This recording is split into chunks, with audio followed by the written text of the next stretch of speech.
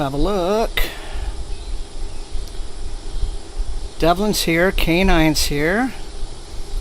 How are you guys tonight? How are y'all? Oh, it's really good to see you. Hey, Lisa. How is everyone? Let me just adjust my position here with the laptop. Hello, Mike. Hello, everyone. Looks like I'm good on live, so here we go.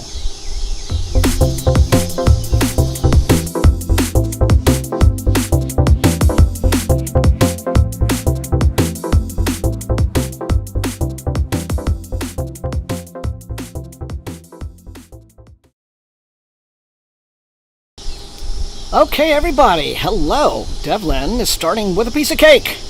Now, Devlin, if you don't bring enough for the whole class, you shouldn't bring it at all, right? Not fair for the rest of the cake lovers in class. How are you doing? How's everyone doing? Not Slip, hi. It does sound delicious, Devlin. Okay, as you see, still on Revelation Space. That's probably going to be my Thursday night read for some time, because it really is a cozy read for me. Like during the week, I'm working my way through other newer stuff and video scripts and things like that, writing away as best I can with a house full of dogs. Yeah, happy birthday, Devlin. Very much, and you do not have to share the cake if you do not wish, but thank you for passing it around. Yum. That's fantastic. Kitchen Witch, hello. Kitchen Witch is reading A Matter of Magic by Patricia Reedy. Pat Reedy is kind of I guess you might say a cozy fantasy author. From I think a lot of her work came out in the 80s, 90s, but continued to write, I think YA and such into the current century. So. I'm glad to see you reading her work. It's somebody I think who probably deserves rediscovery. But otherwise, yeah, I don't really have much in the way of news this week. It's been, I think, a better overall, kind of less bonkers week than last week or the week before was. It is insanely humid and sultry and muggy out tonight, but it's not so bad as the sun is going down and the fan is out here, so that's good. Devlin's continuing with Floating Hotel, which Cecilia and the Chocolate Pot. Is that? Let's see. Hang on. Who wrote Sorcery and Cecilia? That was Carolyn Stevermer, and I think Pat Reedy, right? So is Is that a latter-day sequel to one of those, or is that just something you're saying to make us think of chocolate? Anyway, Mike is rereading Spin. Excellent choice. I should give that one another go myself someday. I really do like Robert Charles Wilson, and he seems to have just sort of vanished in the last 10 years or so, which is a pity. Not Slip should be reading The Daughter's War by Christopher Buehlman. Oh no, poor Melvin. Oh, okay, that's fine. Melvin, so you don't know what's wrong with Melvin? Oh no. Yeah, that is a pity. I hope that it is nothing serious. When you say they, I assume the vets have looked him over and they're like, we're puzzled. Poor guy, poor little Melvin. I hope he gets better and you figure it out and can take good care of him. So this is definitely the animal lovers group. So yeah, Kelsowitz reading Secret Life of the City: How Nature Thrives in the Urban Wild. Ah. That sounds interesting. By Hannah Bjorgas. You'll have to tell us more about that, Kelswitch. Taj is going to have to be scheduled for. We're going to schedule Taj, my boy. You'll remember my Malinois, who was kind of staggering, stumbling around, and we think he has a neurological issue. So yeah, gonna be scheduling him for an MRI soon. which is going to cost a small fortune, but it is what it is. And okay, so he won't get blood work today. He's getting blood work today, but won't get results until tomorrow. Okay, well, rooting for Melvin. I hope all is well. So, hey, Comrade Nerd. Oh no. Okay. Well, like I say, definitely wishing the best for the little guy. You can do it, Melvin. Pull through. Yeah. Canine. Worm and His Kings. I consider that to be just an extraordinary book. So, hope you enjoy it. Yeah, very. A different take on cosmic horror.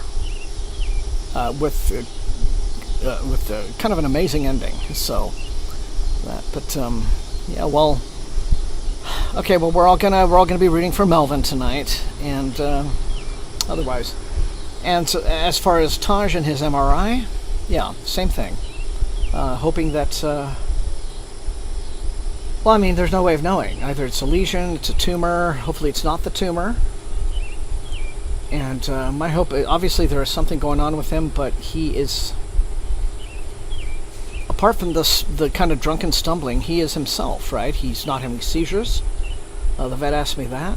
He's, eating normally.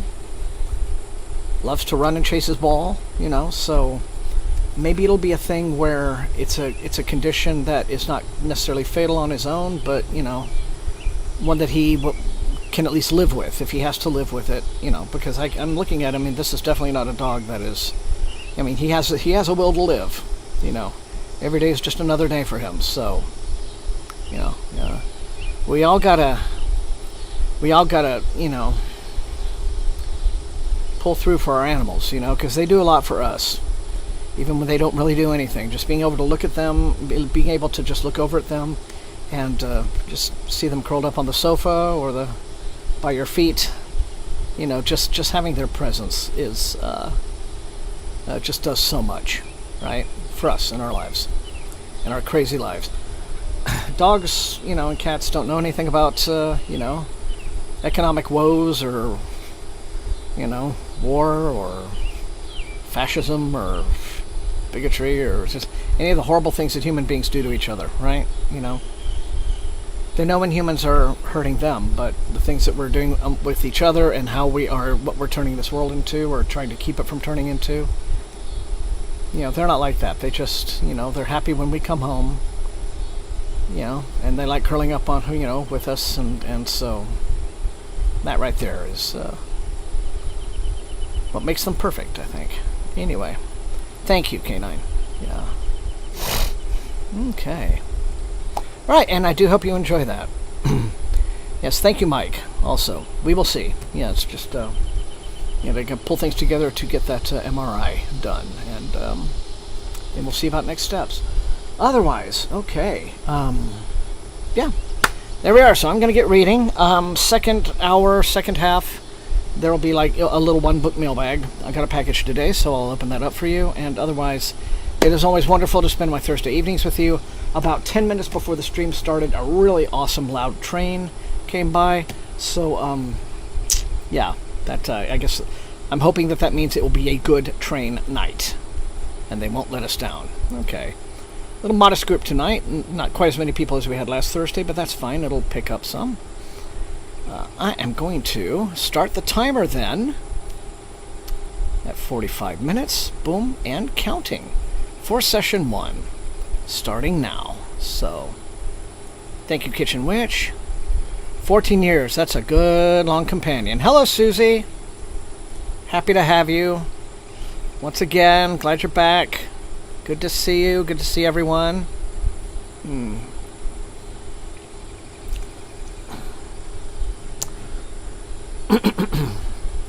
So I am going to get going on all of this.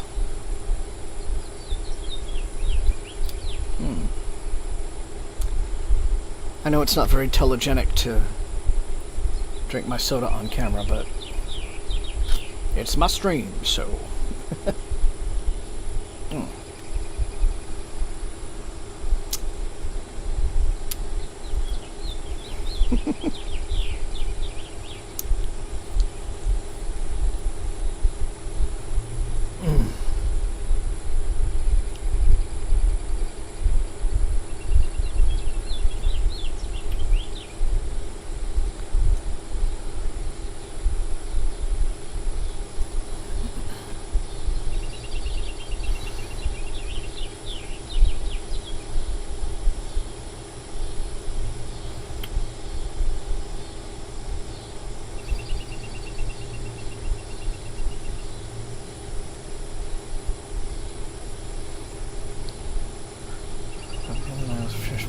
Watching the replay of today's Tour de France. And now on to Map of the Other Lands. Alright. Well, I hope that was amazing to watch, and yeah, glad to have you once again.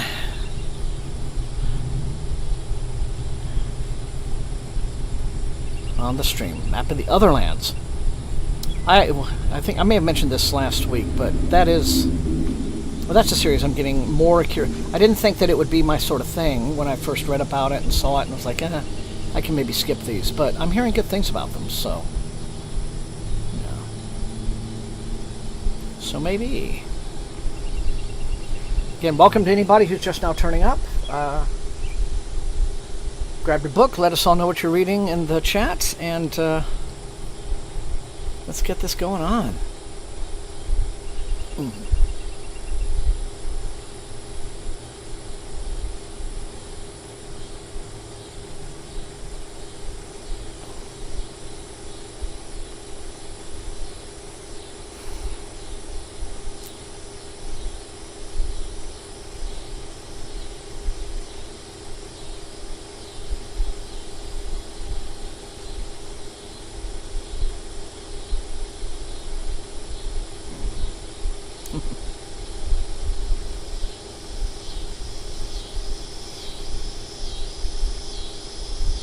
Well, that's good to hear. Because you do not always want to be serious. I am much too serious. All the time.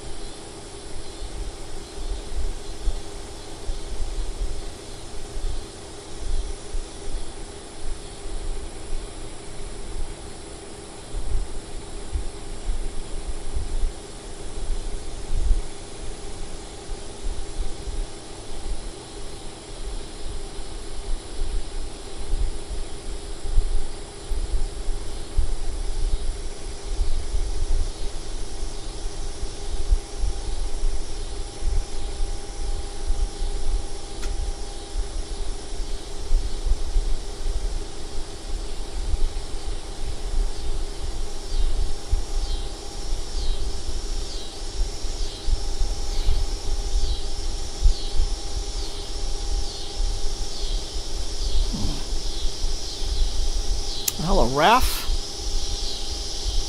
Yeah. Cosmos.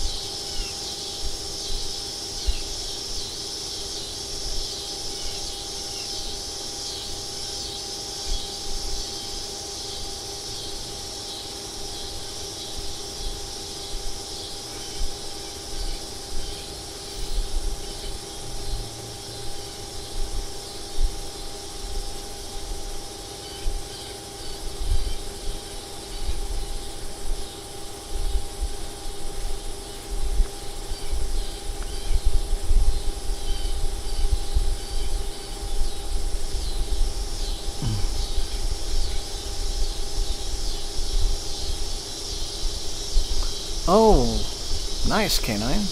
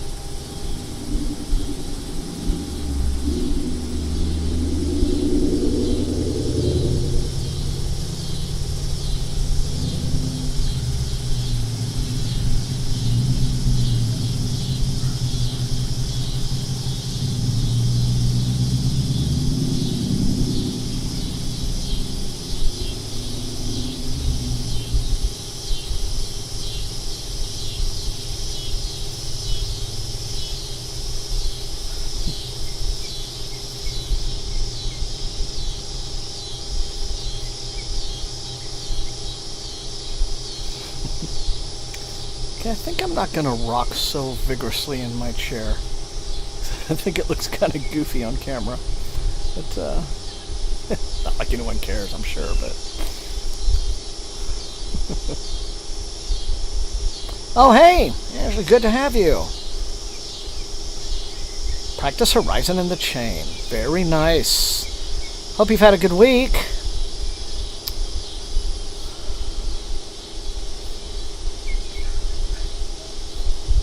Oh, and I was going to say congratulations on your anniversary, because I say you did your 5 years on BookTube video?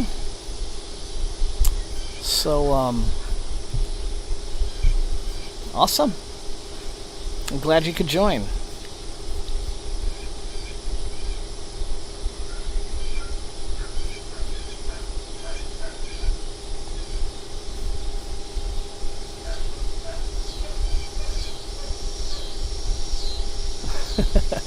Oh, I know. I'm just kind of being goofy.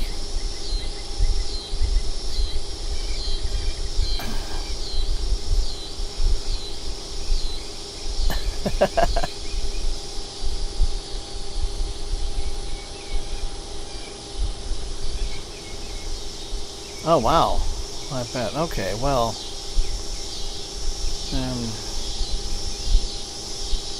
well, good. Well, I'm glad you came by for a relaxing evening.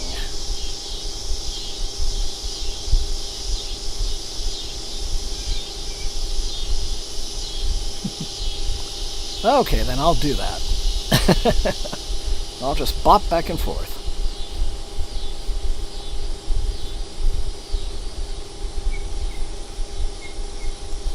Anyway, but so what?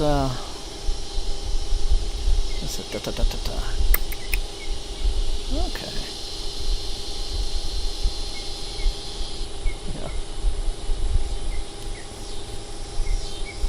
Anyway, yes, I'll go ahead and I'll do that. I won't be self-conscious. I'll just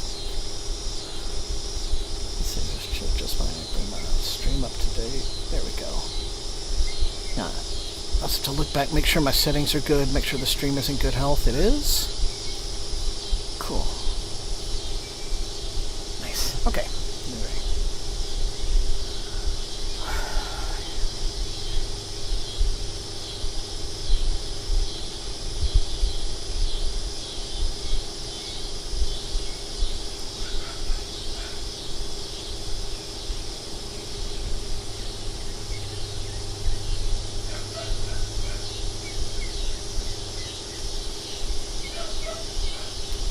That, by the way, is Davy. Davy has discovered the art of yapping and yiping pitifully because he doesn't like being put in his room when it's time for some of the other dogs to be free. And he is very good at being very loud. But we don't want to get too spoiled. So, you can't always run to him whenever he's barking and yapping very loud. So he needs to learn that. But he does get his time out in the rest of the house with everyone else. So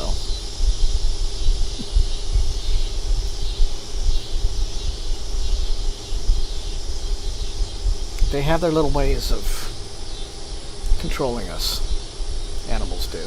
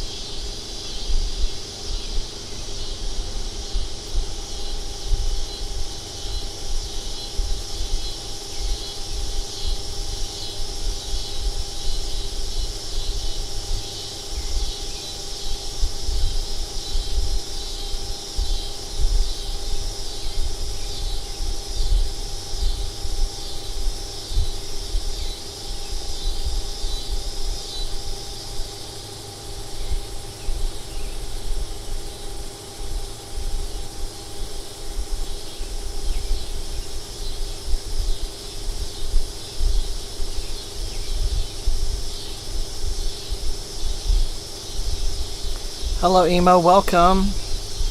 Reading The Great Hunts tonight. Nice. Glad you came by to read along. Hope you've had a good week.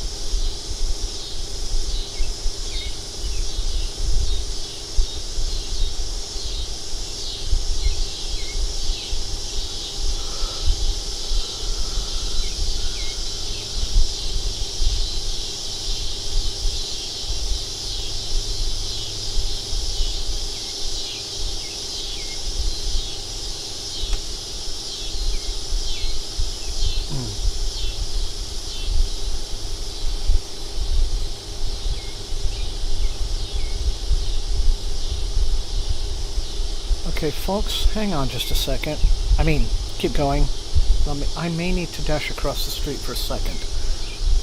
The across the street neighbors have a little corgi who sometimes escapes, and I think that's what happened just now. I just saw him walk by. Let me go investigate this. Just keep on keeping on, okay? BRB.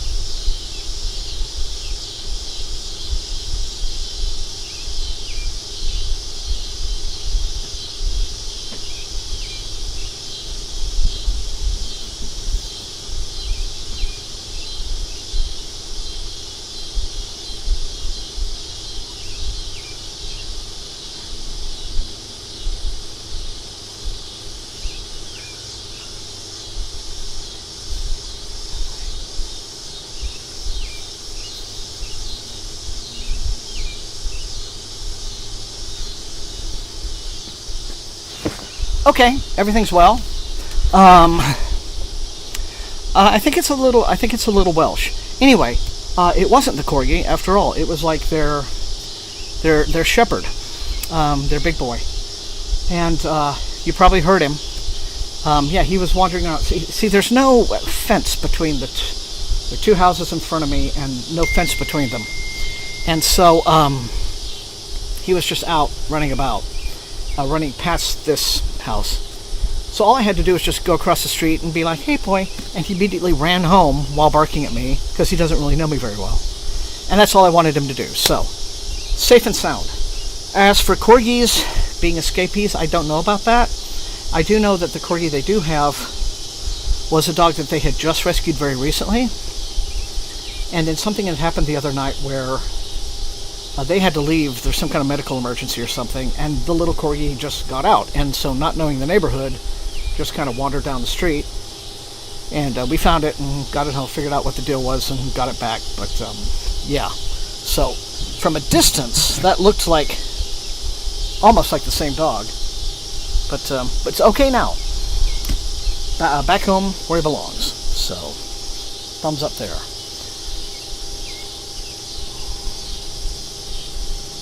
Anyway, back to the books. Yeah, all I had to do was just kind of approach him, and he took off, so I'm fine with that.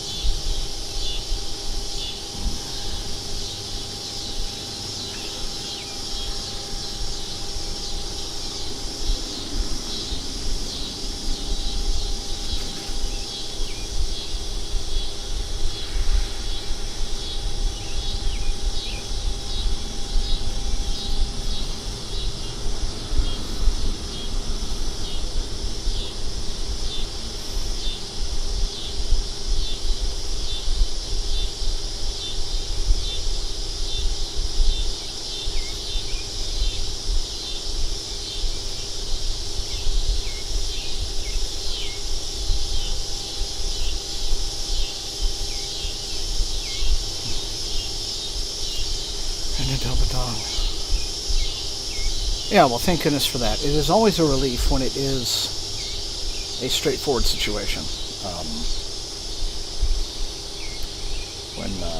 Like, I really appreciate it when that is, yeah, it is. No, it's not an Air. It's just a regular pad. So it's about maybe 2 years old. Yeah, the best situations are ones in which the owner actually had the presence of mind to get a tag on the collar with a name and a phone number. Because every time I found a loose dog with that going on, I've gotten the dog home in minutes, right? I mean, very quickly. So,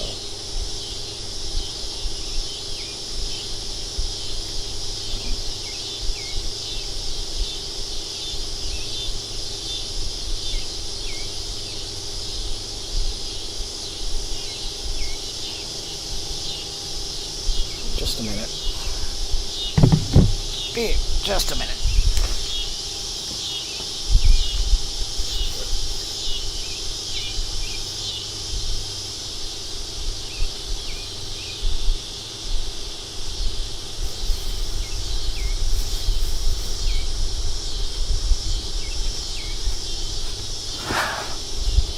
Sorry, I've got everything buzzing and my phone buzzing, and I don't know where it is, and it should just be.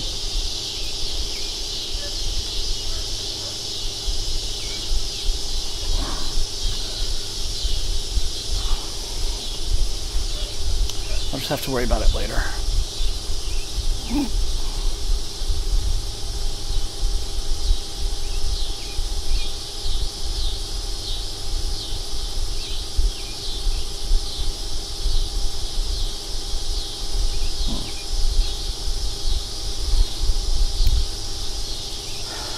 So, back to it.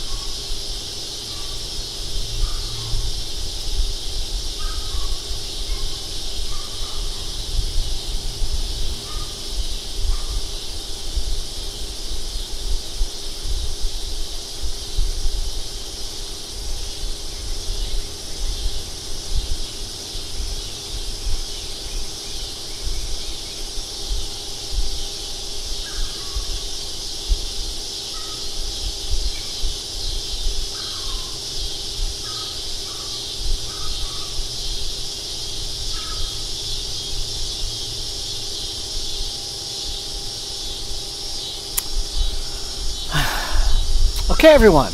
That is it. That is first session. I'm going to, as usual, take a brief intermission.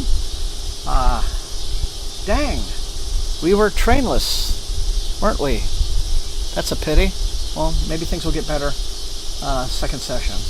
When we get back, like I said, I'll open that one book package for us, and then we will continue. All right? See you in 5.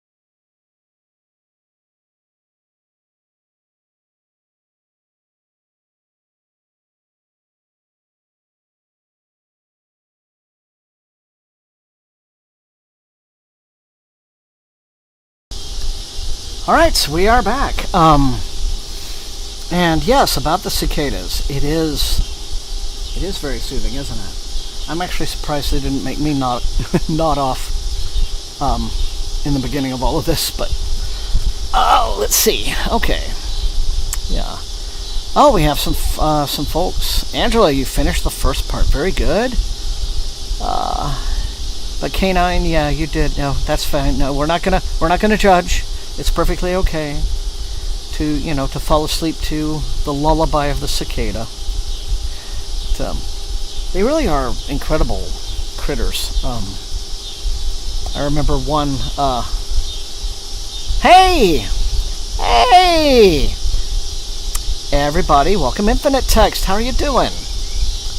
We just started second session, so we got another 45 minutes of in which to read. What did you bring tonight to read with us? I'm very, very glad you turned up. Very glad. What was I about to say? Oh yeah, there was one. I remember a few years ago. We saw a little cicada. Well, you can't see, but like right here on the arm of my chair, it had gotten here to come out of its shell, and I got to just watch it do that.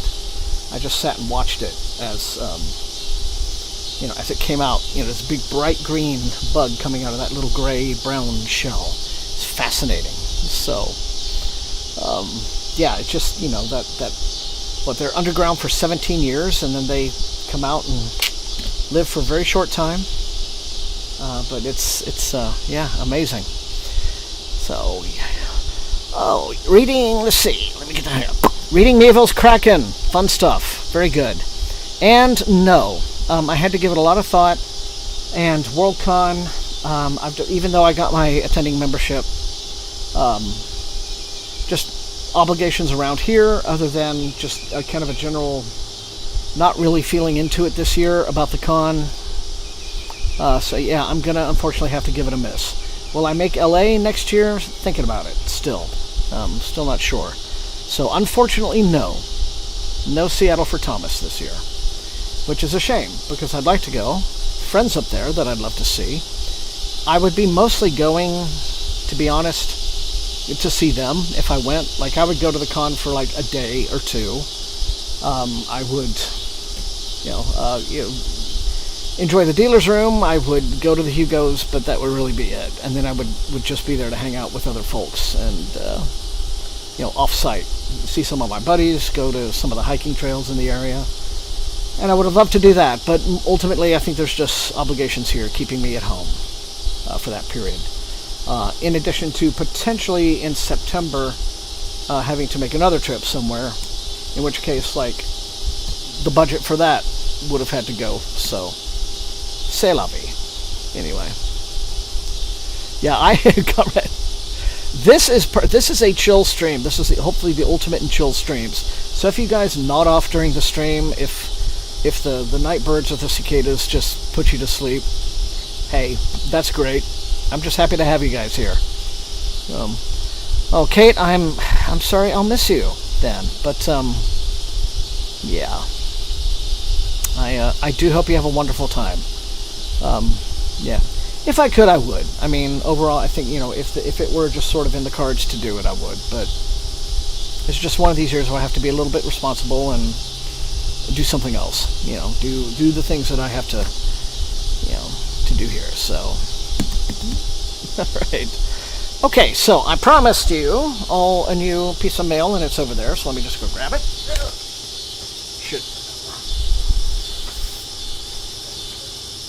This is just a single small Tor envelope that turned up today, and so opening it up, rip. I did secretly open it a little bit earlier, but that's okay.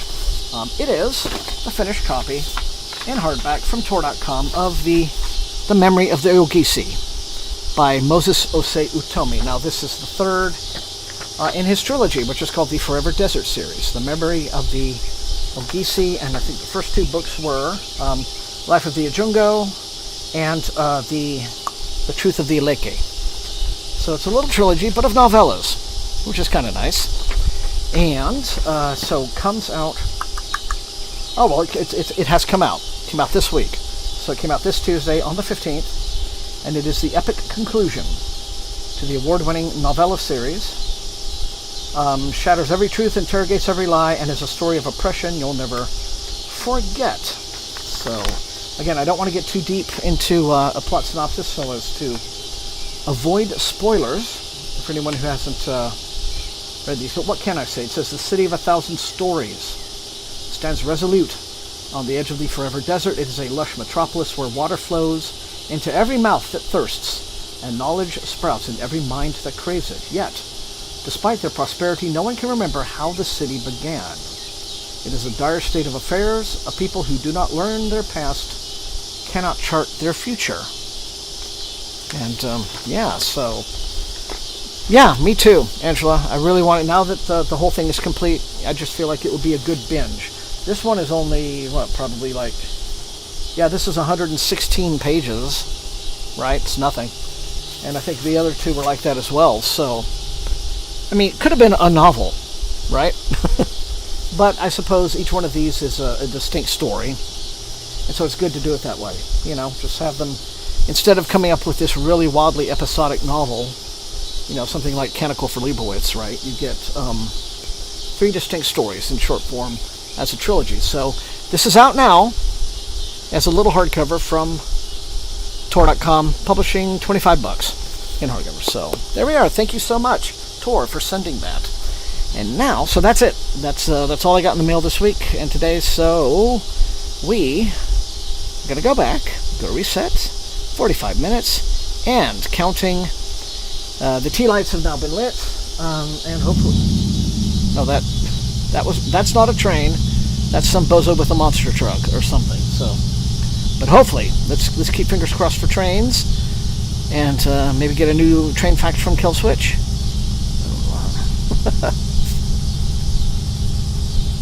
Yeah. Oh, I don't mind them, but I can see, you know, some people just really complaining if a novel is too episodic, right? If it's, you know, part 1 and then part 2 is 1,000 years later, right? It's like this big jump you have to kind of recalibrate your brain for. But but if trilogies are like that, it's okay. I think more people find that accessible than most. Oh, great, K9.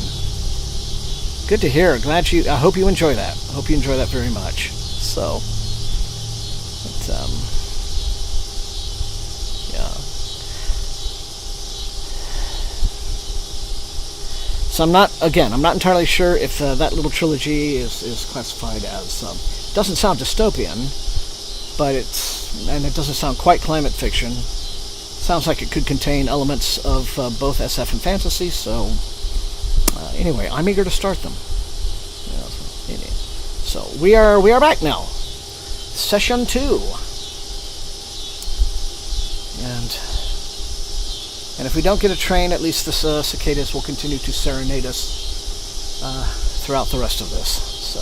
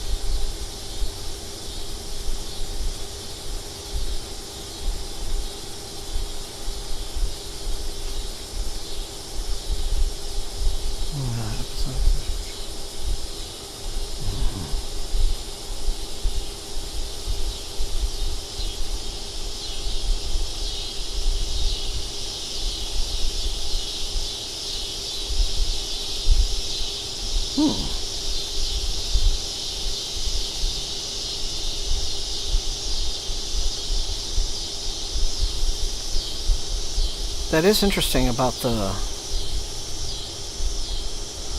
I assume you're, reading a library. Is it like Libby or something else that you're using? Some library app?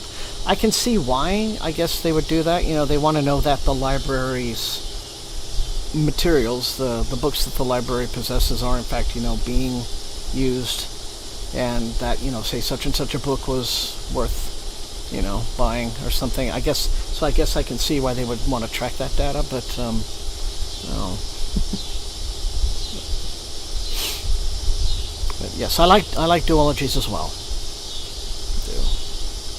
Get that kind of satisfaction of a continuing story, but not too much commitment. If you're not ready for that kind of commitment. Yeah, they want to make sure that their own inventory, their own, materials are being used. But,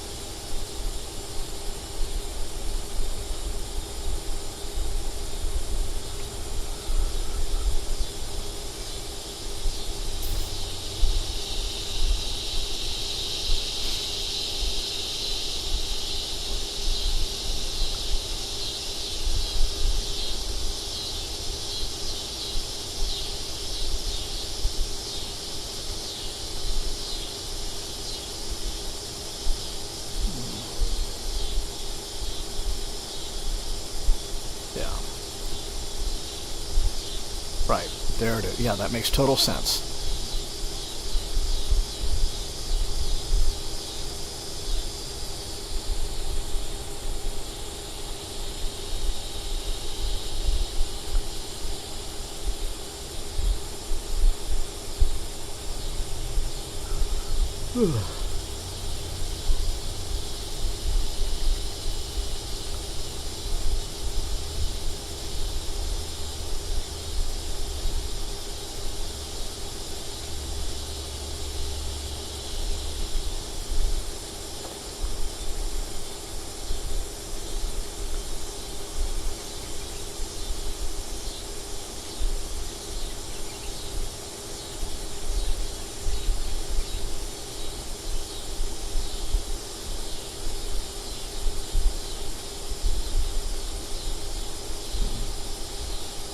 I mean, libraries have to do the same things with their physical books, right? I'm sure they have to go and they review, and if something hasn't been checked out in several years, they're like, oh, well.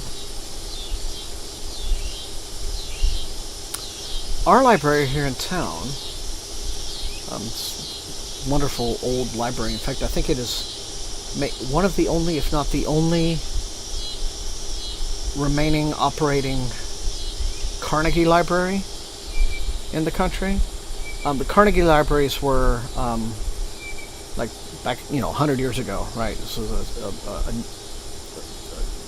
a chain is not the right word. It was a bunch of libraries across the country that were personally funded by a billionaire named Andrew Carnegie. And so, it's to get libraries just in communities across the country. So that a lot of the Carnegie libraries eventually, I think, were just like taken over by, whatever cities they were in, what have you. But this one is, I think, probably the oldest one that is still functioning as a Carnegie library, etc., etc. Really love the old building. But anyway, yeah, they, they're having to do that. But what they do is they get a lot of their new books. There is, I guess, there's a company that provides libraries with stock, that the library itself doesn't have to keep for, forever. It's like they provide them with the books. The books can be checked out for as long as they're popular, and then they are returned to this particular company for, I guess, for other books or whatever the new batch is, and that keeps the library relieves the library of the burden of just having their own shelves overflowing and them having to do the regular, clearing out, of the dead wood, as it were. I thought, well, that's interesting. That makes a whole lot of sense that there would be a service like that for libraries. Just like, here's all the books this month, and get which ones you want, and check them out for as long as you want to keep them, and then send them back to us for new stuff when the books are no longer being used, or if they never get used, you can send them back. You know that, and you can send them back very quickly, and get other books instead. Yeah. Oh, that's cool, Kill Switch. Oh, well, see, now that's a pity. Yeah, because a lot of those old Carnegies were repurposed as other things eventually, which is a shame. But at least the old buildings, hopefully, were put to good use. So,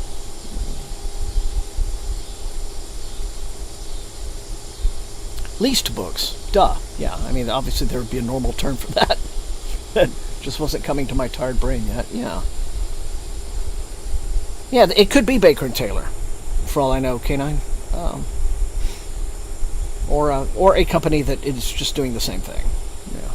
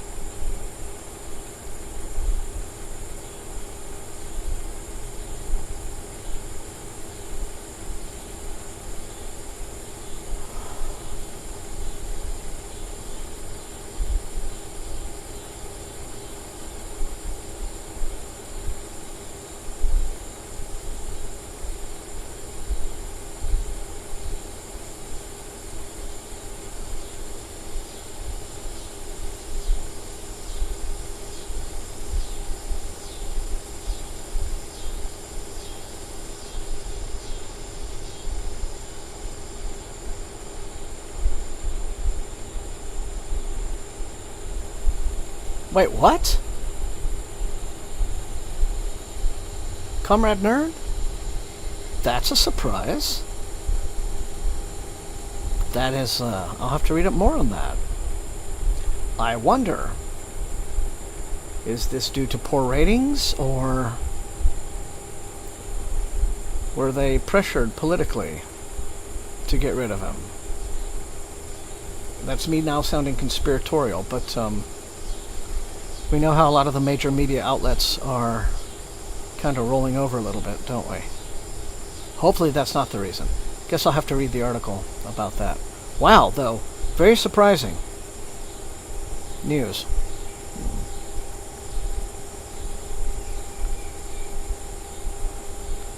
Oh, okay, hang on. Let me make a...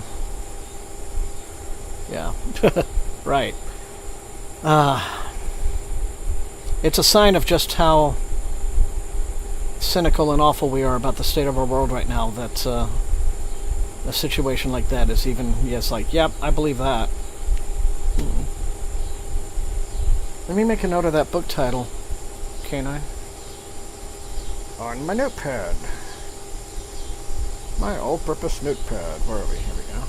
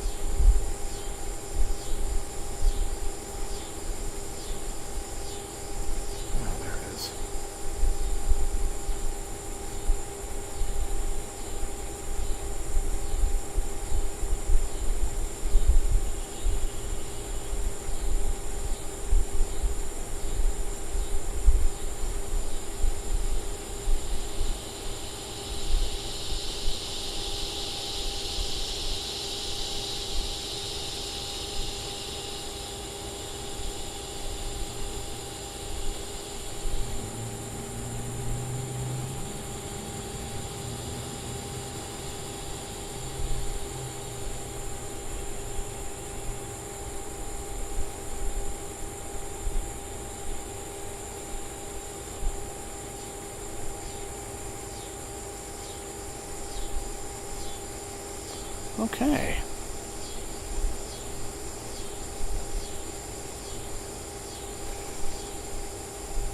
Oh, that's right, Paramount. And was it not Paramount that just settled a lawsuit with Trump? That was basically everyone was saying it's a completely baseless lawsuit, but they sort of rolled over and did a settlement with him anyway. And I imagine Colbert was getting all over them about that.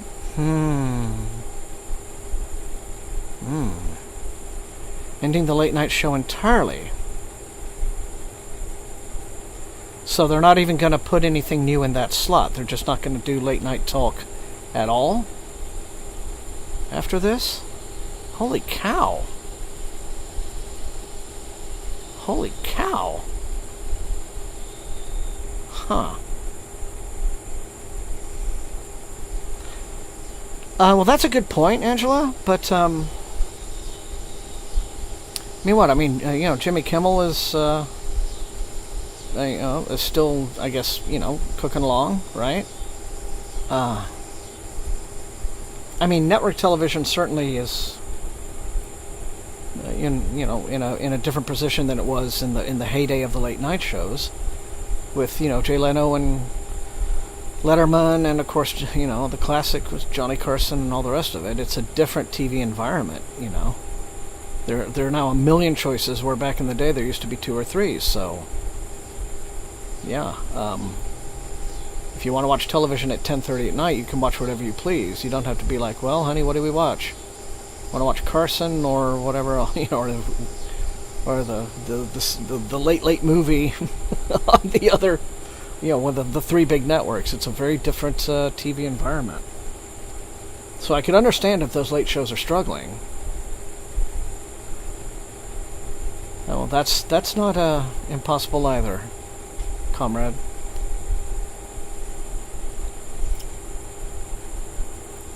Okay, well, that's definitely something I'm going to have to, hit the news apps and read up on. What a fascinating development. I mean, I'm confident Colbert will land. So there's got to be someone out there who's eager to have him, right? But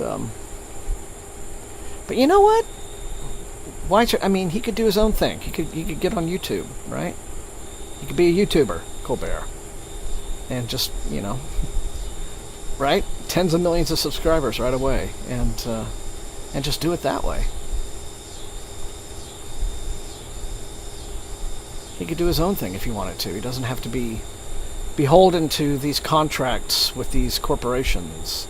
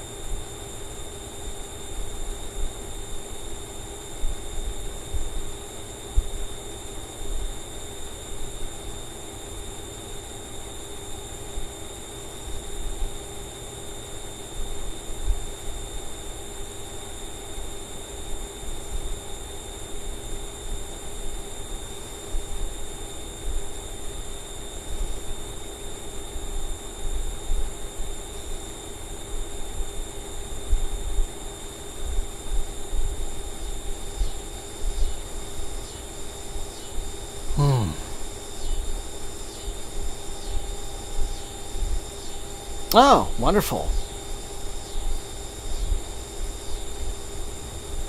I did not know that, Comrade Nerd, but that, of course, just increases his awesomeness, yeah. Alright, Mike, I'll have to find that clip. I'm sure it's everywhere. But it does sound like a thing that was dropped on him very suddenly. Wasn't given the proverbial, Usually what a network will do, if they're going to cancel something, they'll be like, we're not renewing it next season. That's usually how it goes. But to be like, yeah, we're done. Very, very different sort of and raises eyebrows, put it Saw it on Bluesky. Okay, well then I'll just easy to find there. I'm sure. Oh yeah, I'm sure everyone on Bluesky is probably going to be talking about this. Wow. That is bonkers. Sad. Wish I could say I'm surprised. Again, I'm confident Colbert will land, in a good place for himself. And there will be all kinds of speculation as to what pressure may or may not have been put on Paramount to make that choice. But, wild. Wild.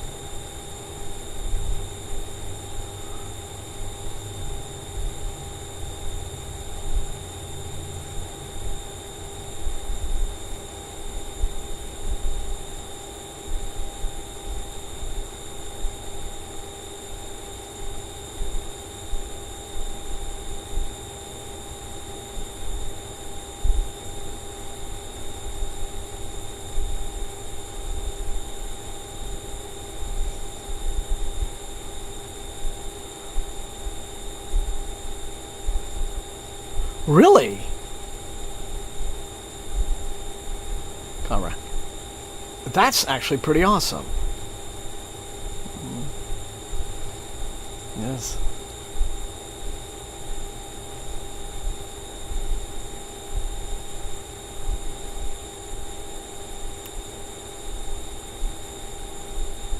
I wonder.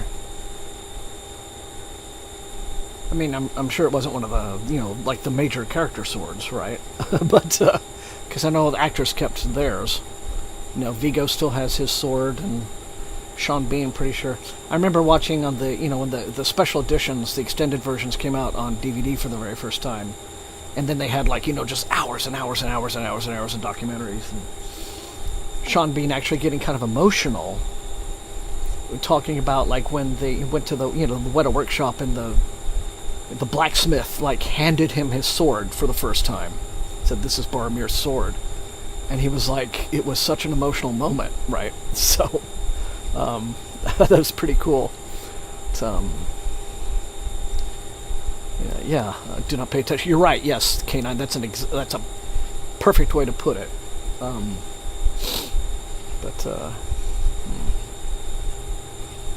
Well, we'll just have to get somebody else on late night TV constantly harping on the Epstein files, won't we?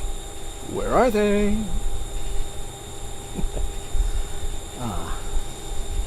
Okay, so the cicadas have quieted now that full dark has settled in, and it's just crickets and some other night critters. One of the hobbit swords. Okay, that's cool. That is neat.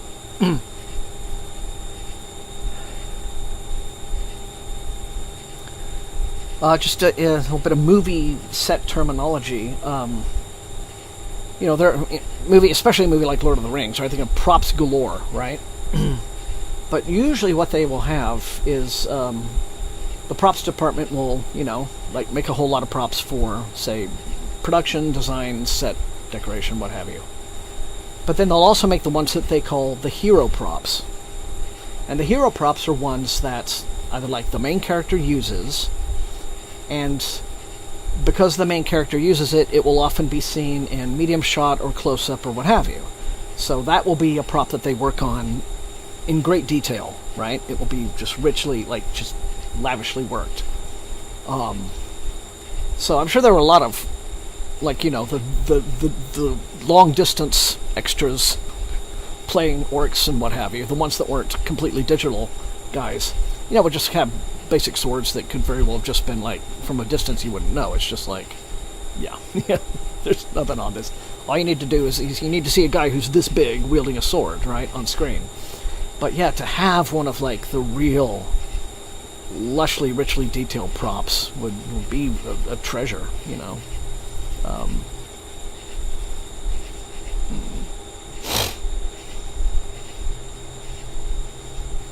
Yeah.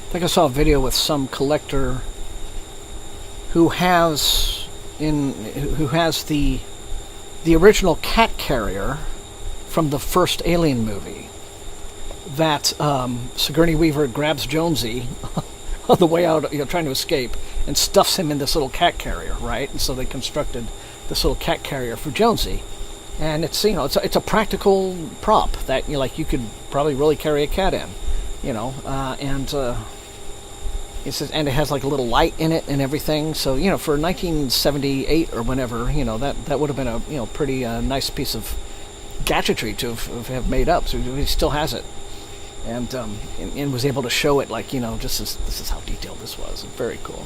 So.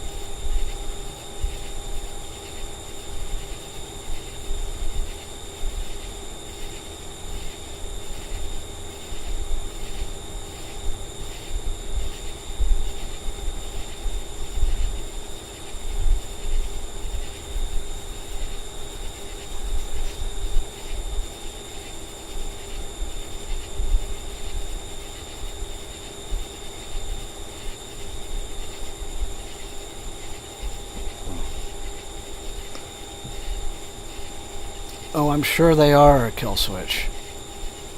And heavy.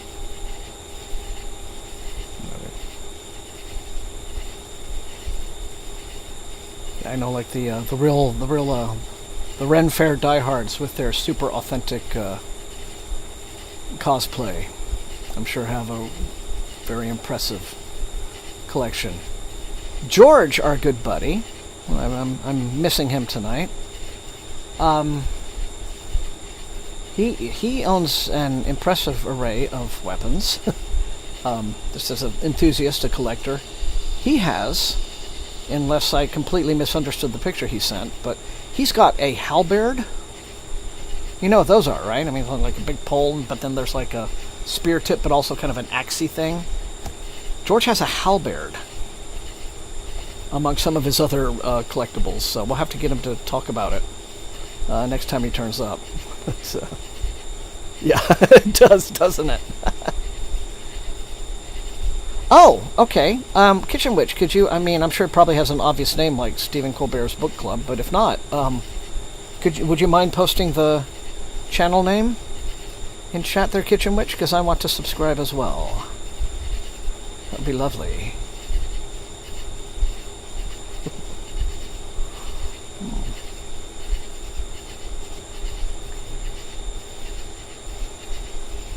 Alright, 15 minutes to go. I want to try to bust to the end of this chapter.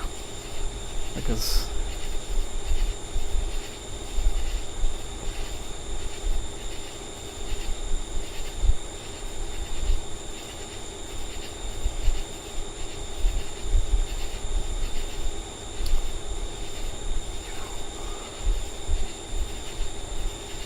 Late Night Book Club. Right on. Okay. That's easy to remember.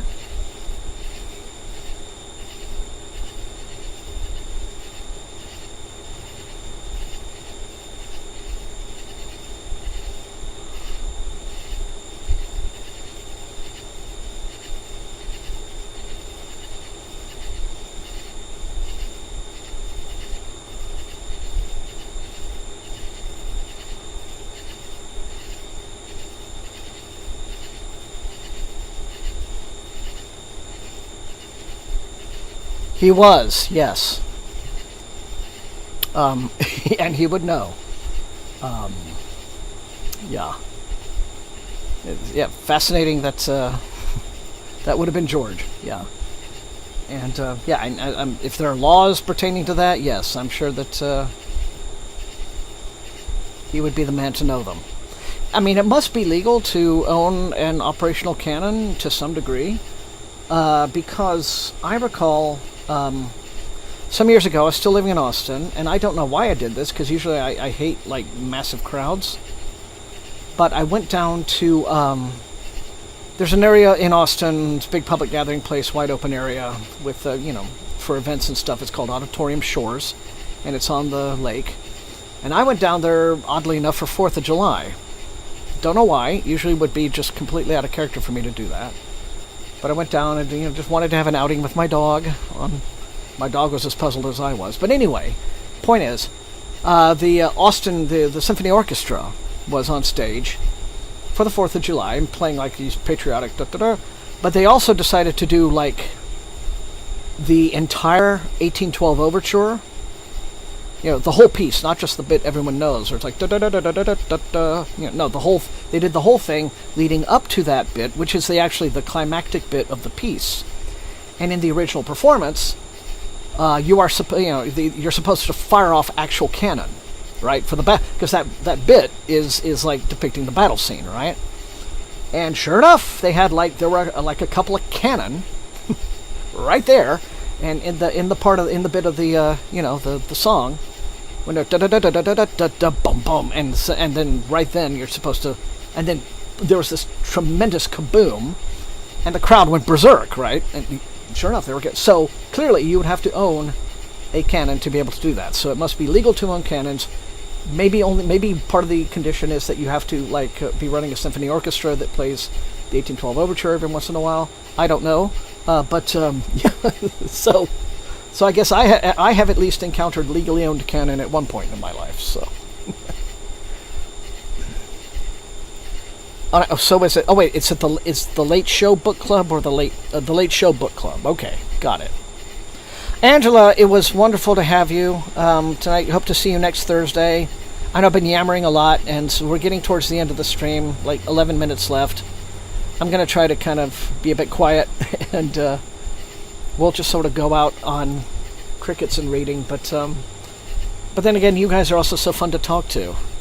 The chat is just so full of interesting conversation every time. Love it, but yeah. So good night, Angela. Good luck, and have a great week, and hope to see you next time if you are free, next Thursday. Yeah.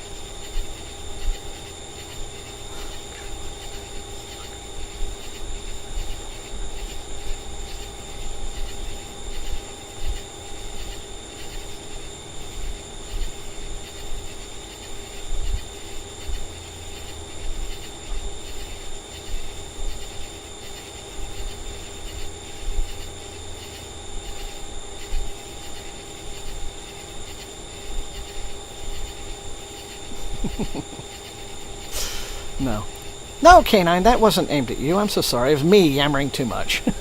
I'm sorry. Did not mean to come across that way. if that was how it sounded. I'm very sorry.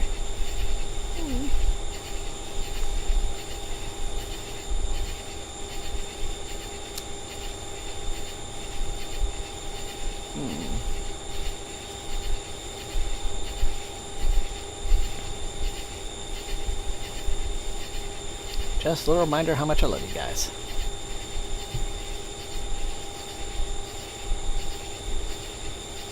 Okay. Alright then. Fair enough.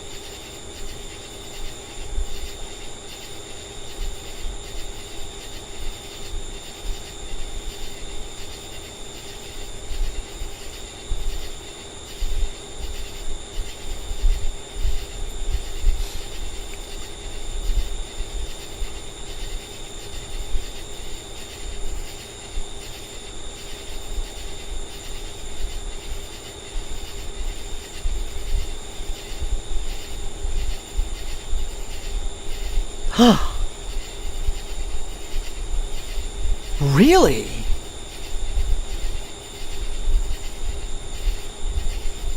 Wow, comrade, that's amazing. That is incredible. Very cool. Susie, congratulations. Yeah, another thing I have to remember, there's sometimes when I talk, I mean, I love conversing with all of you, but then I have to remember, oh, some folks are here to read, and I don't want to interrupt the reading either, so I'll try to be more respectful of that, too. Of course, you certainly don't have to slow the chat down at all, but yeah. That's very impressive, Conrad, to hear. Yeah.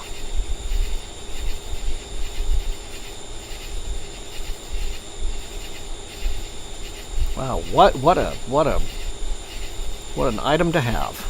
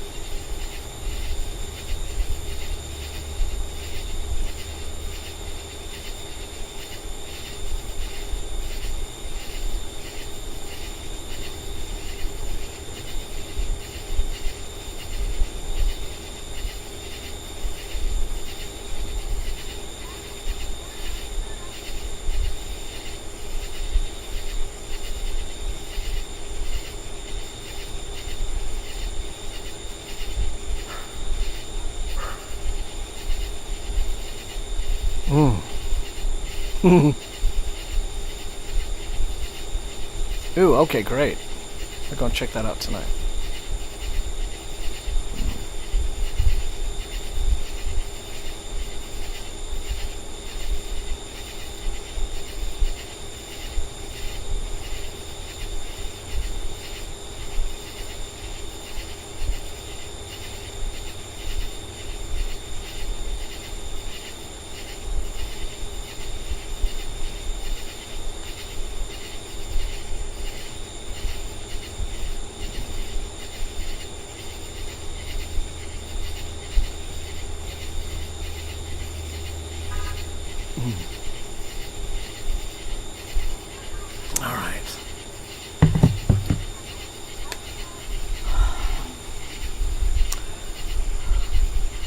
Well, everyone, that's it. That was session 2. 45 minutes, maybe a little bit over. But thanks for doing that, Comrade Nerd. I'll go and look at that. As always, wonderful to spend a quiet and chill Thursday night with all of you. Thank you so much for being part. And like I say, yeah, nothing I think is going to be interrupting the schedule anytime soon. So I hope to see all of you back here again next Thursday night. And otherwise, yes. So please take care. Please be safe and healthy. I hope you all get a good night's sleep and have a terrific and fun weekend ahead. Could you one more time, K9, post the name of the book that is about your library system? Just so I mention, just so I don't, try to scroll back for it. I wasn't able, for some weird reason, to get my Notes app to work on the iPad, which is frustrating. So, but yeah, or put it on the Discord. That'll work great. So yeah, otherwise, love you guys. Thank you all so much for being here. And, just get my heart taps going. So otherwise, until I see you all next time, please, everybody, stay safe, stay healthy, and happy reading. Good night, everyone. Turning the pages. Okay, that's just breed. Okay, turning the pages. Okay, got it. I can remember that last name. I can get on just Google and figure it all out. All right. Thank you. Good night, everyone. Love you guys.